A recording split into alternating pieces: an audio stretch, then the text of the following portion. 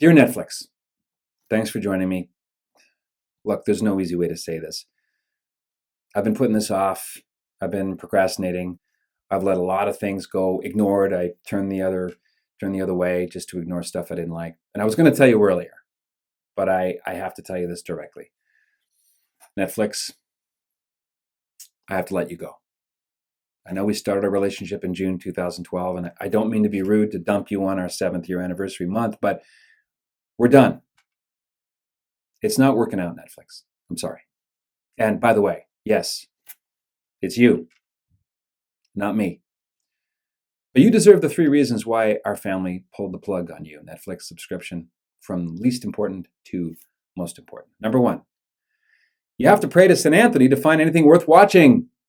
It really seems as though Netflix title selection has gotten worse over time, with some big tech committee deciding which shows and which movies get featured and for how long. It's crappy. Enough. Number 2.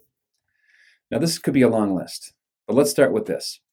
Whether it's She-Ra and the Princesses of Power, Sex Education, Everything Sucks, Sense8, Orange is the New Black, One Day at a Time, Special, or The 100, or Stranger Things, which I'm doing a blog post review on soon, or House of Cards, Winona Earp, Pretty Little Liars, Chilling Adventures of Sabrina, Super Drags, Queer Eye, Grace and Frankie, Jessica Jones, Insatiable, East Siders, or 13 Reasons Why. Believe me, a complete list would be way too long for this video. Netflix, you can't seem to produce a series without shoving in either transgenderism and the now super common normalization of homosexual behavior. See, I'm trying to get out of the censorship zone here.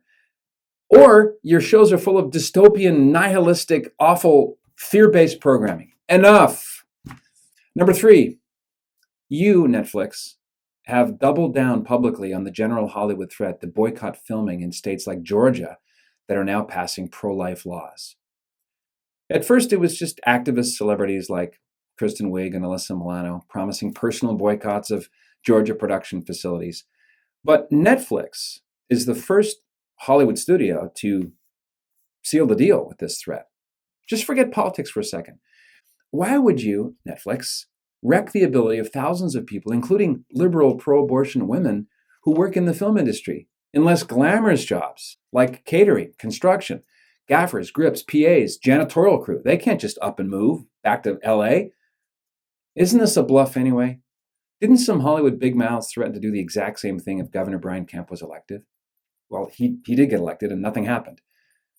Ted Sarandos, chief content officer of Netflix, says he's a Catholic, but of course he means Catholic, a liquor of the golden calf god, like Joe Biden and Nancy Pelosi. But Ted said recently in a statement, quote, "We have many women working on productions in Georgia whose rights, along with millions of others, will be severely restricted by this law. It's why we will work with the ACLU and others to fight it in court," unquote. Enough. So those are the 3 reasons why we have to dump you, Netflix. By the way, a note to people watching or listening, if you're going to dump them, tell them why. You believe me, you'll feel better already, as I do. I feel great.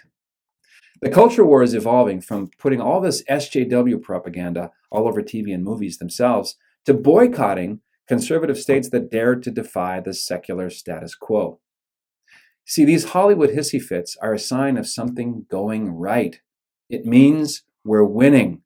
It's a good thing that Hollywood is mad at us. Do you really want Harvey Weinstein and Roman Polanski and friends happy with you? Do you want the New York Times to write glowing things about pro-lifers? The fact is, American kids spend endless hours and hours watching absolute gunk on Netflix that at best is a time vampire, at worst, a cesspool. Moms and dads, we're responsible for what forms and influences our kids. Do you want to fund these people who hate you and your beliefs?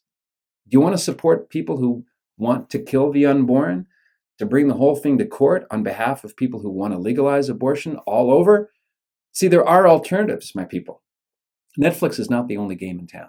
So I'm going to give you my top recommendation. You ready? Your local public library. That's right, the good old library. It's just down the street. If you're willing to wait a bit, you can find 95% of the movies ever made on DVD or Blu-ray.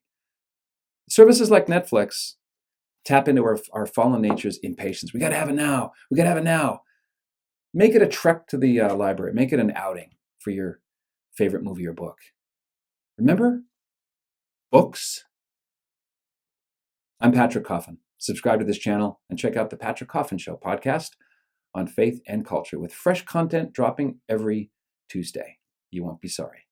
In the meantime, be a saint. What else is there?